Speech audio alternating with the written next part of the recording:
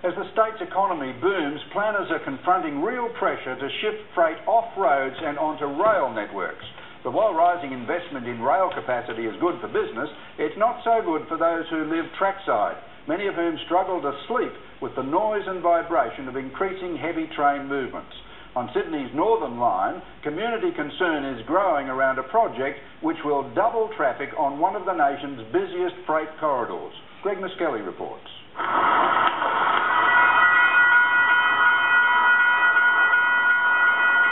It's a not-so-sleepy start to the morning.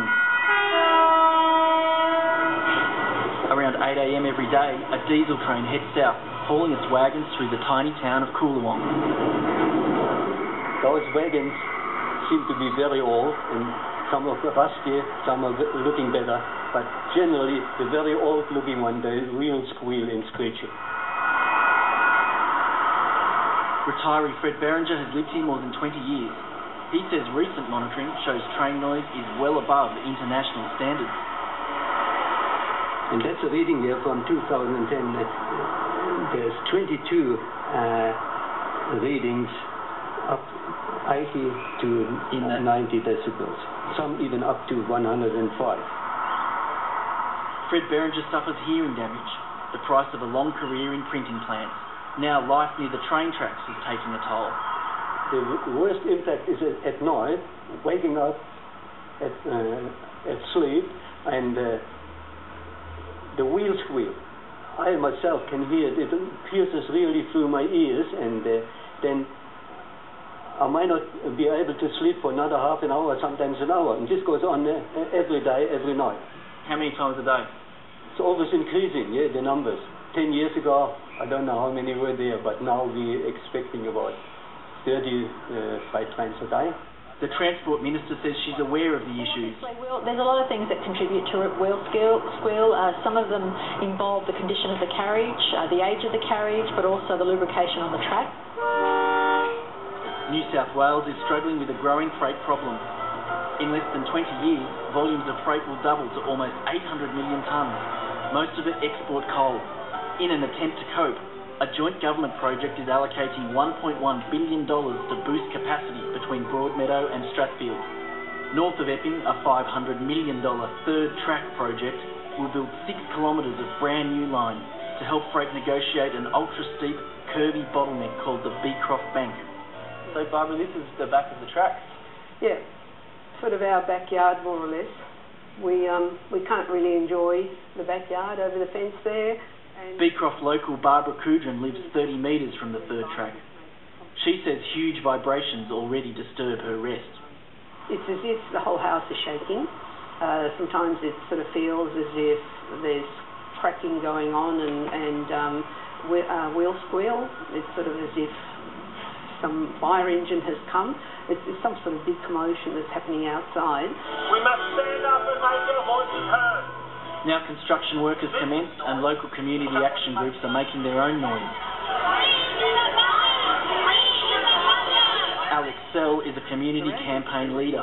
They're angry because their health and their homes, their lives are being wrecked by 110 decibel freight train noise, wrecked because of freight train pollution in the form of their homes vibrating, waking up themselves, those with young families, waking up babies and children. To sweeten the situation, private contractors are offering movie tickets and nights away to residents affected by embankment clearance and weekend rock blasting. This Saturday, we're offered motel accommodation. Families are offered slightly more. I would like to know what respite we'll get when the track is operational, and this construction is going to go on for 2 years.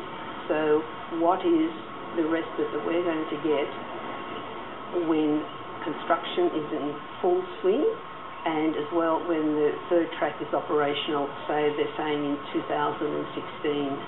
How many trains are you getting at the moment, and how many do you think you're going to be getting with the new line? Well, it's about 20 odd now, and they are predicting the number will be double, so it'll be 40 plus trains every day, 24 hours a day. Minister Gladys Berejiklian says new national standards, expected next year, mean extreme noise events will be addressed. as the project becomes operational?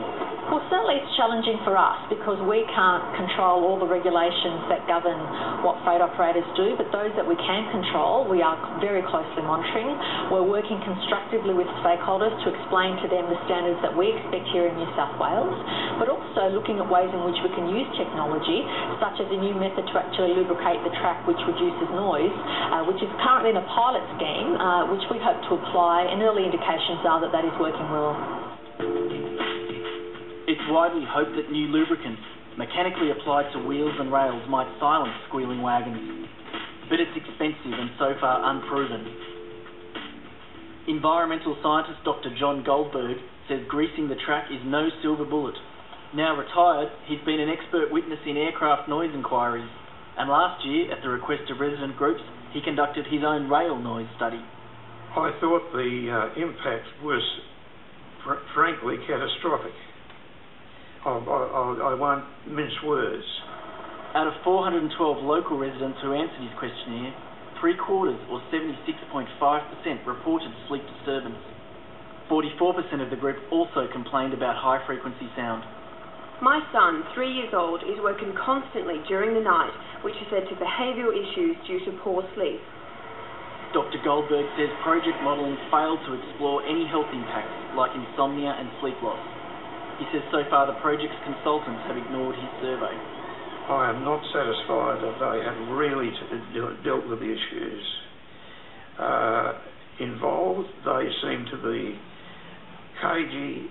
In terms of correspondence, I can't get anything out of them.